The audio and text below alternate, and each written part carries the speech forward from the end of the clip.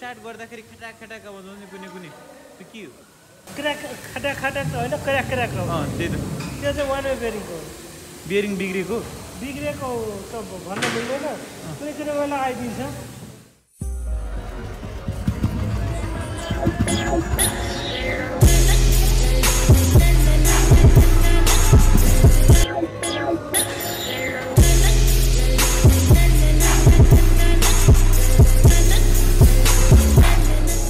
Hello everyone, my name is Basanto and today I am here to answer lots of questions about how much does it cost to service Thunderbird 350X, ke garne first servicing or second servicing na. So let's see how it goes and what are the processes involved.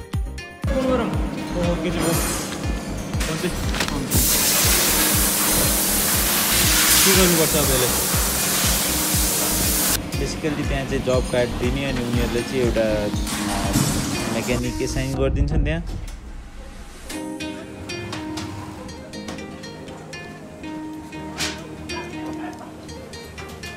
आज royal Enfield थन्डरबर्ड 350X को servicing लाग्छ हाम्रो दाइको नाम के होला दाइ राहुल सिंह दाइ आज यो के गर्ने यो बाइकको सर्भिसिङमा तपाईँको अगाडि पछाडि डिस्क हेरिन्छ एयर फिल्टर चेक गरिन्छ क्लच आर एक्सिलेटर होइन यो भनेको सेकेन्ड सर्भिसिङ हो सेकेन्ड सर्भिसिङमा चाहिँ यस्तो गर्नुपर्छ हर्न चेक गर्ने लाइटहरू चेक गर्ने लाइटहरू कस्तो छ त्यसपछि तपाईँको यसमा थन्डरबर्डमा एयर ब्लक हुने गर्छ यसमा पनि एयर ब्लक छ कि छैन त्यो हेर्ने त्यसपछि यताउतिको नट टाइट गर्ने होइन त्यसपछि मोबिल चेन्ज गर्ने एयर फिल्टरहरू सफा गर्ने सर्भिसिङमा सेकेन्ड सर्भिसिङमा यदि नटहरू केही बोल्टहरू लुज छ भने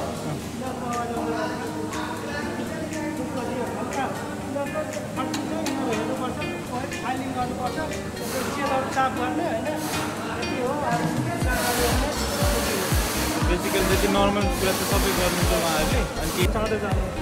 यसो डिस्क प्याडहरू पनि छिटो जाँदैन है क्लासिकको छिटो गएर क्लासिकको त अहिले भर्खर पछाडि डिस्क हाल्छ होइन नभए त पहिला डिस्क हुँदैन ड्रम हुँदैन बेसिक चाहिँ डिस्कहरू सबै सफा हुन्छ सुरुमा होइन सो डिस्क प्याड चाहिँ उहाँहरूले पहिला फुकाल्नुहुन्छ अगाडि बसेर दुबईको अनि त्यसपछि रब गरिदिनु हुन्छ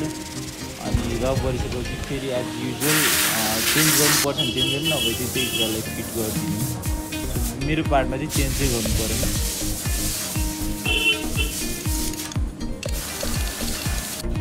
सो मेन प्रोसेस चाहिँ एउटा मोबिल र मोबिल फिल्टर चेन्ज गर्ने हरेक सर्भिसिङमा यो चाहिँ मोबिल फिल्टर हो चाहिँ रोयल एनफिल्डको जेन्युन पार्ट्सको मात्रै मोबिल फिल्टर आउँछ अनि त्यो चाहिँ मोबिल हो त्यसमा 2.5 मिटर अफ मोबिल युज हुन्छ त्यो यिनीहरूले चाहिँ 20 ml कम राख्दा पनि हुन्छ भन्दछ नि तलबाट पहिला मोबिल झार्दैछौँ हामी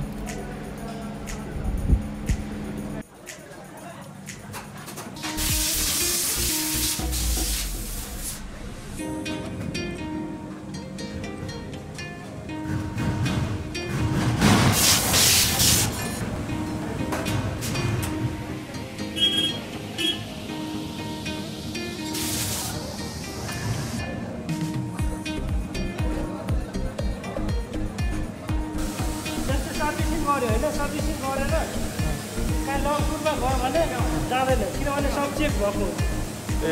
चुडिने त्यस्तो हुँदैन होइन यो अलिकति टाइट हुन्छ सबै क्लासिकहरू पनि टाइट हुँदो रहेछ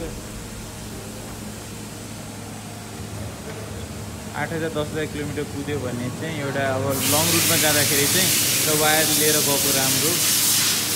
क्लच प्याड र क्लच वायर र एउटा एक्सिलेटर वायर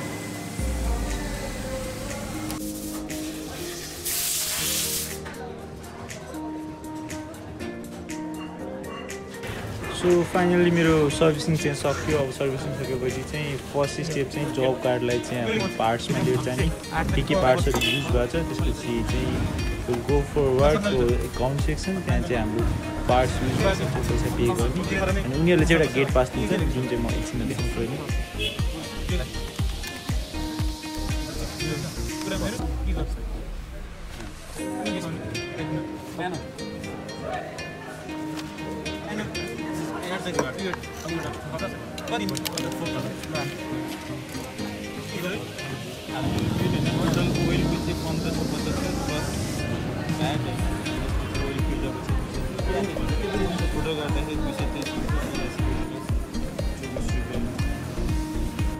त्यो दाजुको चाहिँ बाइक चाहिँ थन्डरबर्ड नै हान्दै रहेछ। यसलाई चाहिँ स्टिकर मन पऱ्यो अरे, यसमा चाहिँ सिट मन पऱ्यो, कट गरेर अब चाहिँ निस्किने बेला भयो। निस्किने गेट पास देखाउनु पऱ्यो, त्यस्तो गेट पास